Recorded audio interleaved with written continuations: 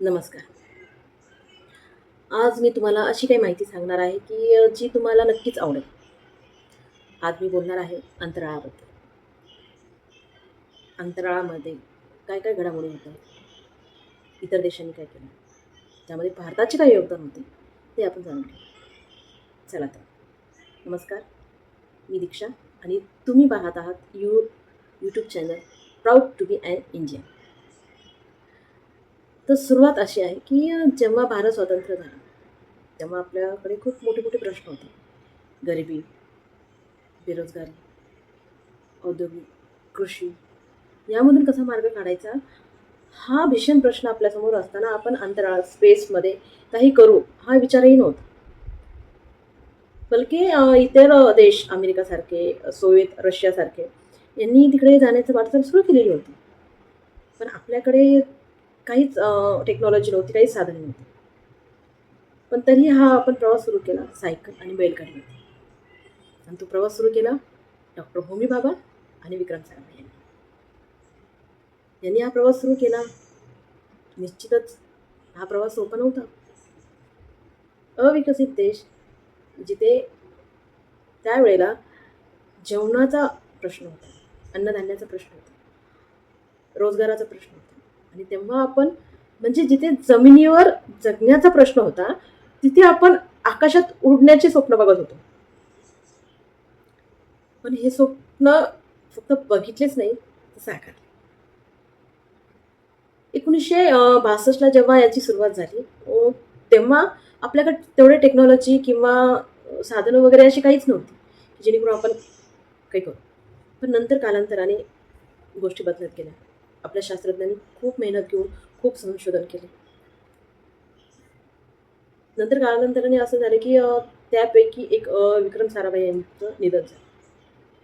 पण त्या निधनानंतर आपल्याला मिळाले missile missile man doctor APJ Abdul Kalam.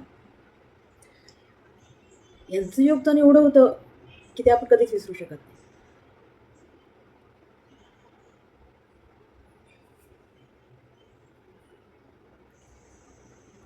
जिथे इतर देश पुढे निघून गेलेले होते, त्यांनी सुरुवातही केलेली होती आणि आपण चालत होतो. 1975 साली सोव्हिएत रशियाच्या मदतीने आपण आर्यभट्ट हा पहिला उपग्रह सोडला. नंतर 1980 साली स्वतः बनवलेला, स्वतः पाठवलेला रोहिणी उपग्रह आपण पाठवला. त्यानंतर टेक्नॉलॉजी बदलत गेल्या. आपण 1991 पासून LPG सुरू केली. त्यामुळे टेक्नॉलॉजीचं आदान-प्रदान करण्यात आलं. त्यामुळे झालं असं, की आपल्याकडे वेगवेगळ्या टेक्नॉलॉजी मिळत गेल्या आणि त्यामुळे 2008 पासून आपण भरारी घेण्यासाठी सुरुवात केली. आपण भरपूर उपग्रह पाठवले. त्यापैकी चंद्रयान-1 हा सक्सेसफुल होता. त्यानंतर मंगळयान. जेव्हा आपण मंगळयानाची तयारी करत होतो, तेव्हा इतर देश आपल्याकडे बघून हसत होते, की आम्ही मंगळयानसाठी मंगळावर जाण्याची आम्ही तयारी करतोय आणि हे आत्ताच आलेले डायरेक्ट तिथे जाण्याचा विचार करतायत. आणि आपला तो पहिला अटेम्प्ट 2014 पहिला आणि सक्सेसफुल. तो खूप गौरवाचा क्षण होता आपल्यासाठी, की आपण मंगळयान सक्सेसफुल आपलं झालेलं. त्यानंतर अनेक उपग्रह येऊन गेले, अनेक उपग्रह येत आहेत आणि आपण ते एक टप्पा, आपण एक माइलस्टोन अचीव करत आहोत. चंद्रयान-3.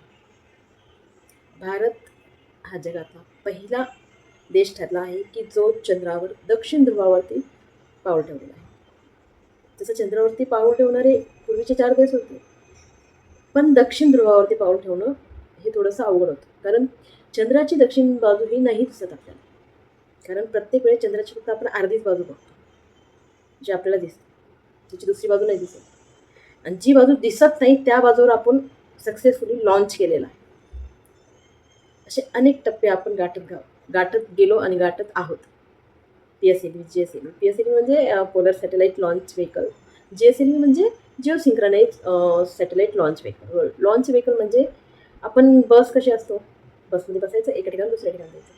तसे आता आपण एवढे प्रगत झालेले आहोत, की आपण लॉन्च करतोय मिसाईल, सॅटेलाईट आपण इतर देशांचे सॅटेलाइट लॉन्च करतोय, लोकल बससारखे. एवढी मोठी अचिव्हमेंट केली आपण, बैलगाडीपासून लॉन्च व्हेकलपर्यंत. आता अनेक देश आहेत की जे आपल्याला अप्रोच करत आहेत की आमचे सॅटेलाइट पाठवू, आमचे सॅटेलाइट पाठवू, आणि आपण ते करत आहेत, आपण त्यांना मदत करत आहोत. ही जगातली 4थी स्पेस ठरली आहे. म्हणजे आपण त्या देशांना मागे पाडत आहोत की जिथे आपण सुरुवात पण नव्हती केली, आणि आपण अनेक देशांना मागे पाडून आपण 4थं स्थान मिळवलं आहे स्पेस स्टेशनमध्ये. आणि अनेक रेकॉर्ड आपण मोडलेले आहोत. अनेक वेळेस अनेक सॅटेलाइट आपण एकदाच सोडलेले आहोत. 2017मध्ये आपण एकाच वेळी 104 सॅटेलाइट पाठवले. रशियाचं पण रेकॉर्ड मोडला. त्यानंतर सप्टेंबर 2024मध्ये आपण आदित्य 11 सॅटेलाइट पाठवलं. आदित्य 11 हे सूर्यासंदर्भात आहे की आपण सूर्याची बाबतीत अजून माहिती घेऊया, जेणेकरून आपल्याला अजून माहिती होईल. कारण आपण सोलार अलायन्स सुरू केली आहे, इंटरनॅशनल सोलार अलायन्स. भारताने इनिशिएटिव्ह घेतलेला आहे की जे सूर्यपुत्र आहेत, सूर्यपुत्र म्हणजे जे कर्कवृत्त आणि मकर वृत्ताच्या मध्ये जे देश आहेत त्यांना सूर्यपुत्र म्हणून आपण बोलतो. हे असे देश आहेत की त्यांना सूर्याची किरणं डायरेक्ट मिळत आहेत, आणि त्याचा आपण उपयोग केला पाहिजे एनर्जीसाठी. त्यासाठी अजून माहिती घेण्यासाठी आपण आदित्य 11 लॉन्च केलेलं आहे. अजून आता आपल्याला गंगायान आहे, मंगळयान 2 आहे, शुक्रयान आहे. आपण भारताला अजून एक पाऊल पुढे टाकत आहोत आणि टाकणार आहोत. तर ही होती माहिती इस्रोबद्दल. अजून माहिती डिटेलमध्ये हवी असेल तुम्हाला तर प्लीज कमेंट करा, आपण डिटेलमध्ये पण माहिती घेऊ. म्हणजे PSLV, GSLV काय असतं, हे व्हेकल्स काय असतात, त्यांची टेक्नॉलॉजी काय असते, त्यांच्यामध्ये कोणतं फ्लूइड यूज करतात, सॉलिड असतं की लिक्विड असतं, कोणत्या स्टेजेसमध्ये ते पाठवले जातात, हे सर्व आपण माहिती करून घेऊ शकतो. प्लीज कमेंट करा अधिक माहितीसाठी. व्हिडिओला लाईक, शेअर अँड सबस्क्राईब करा. जय हिंद.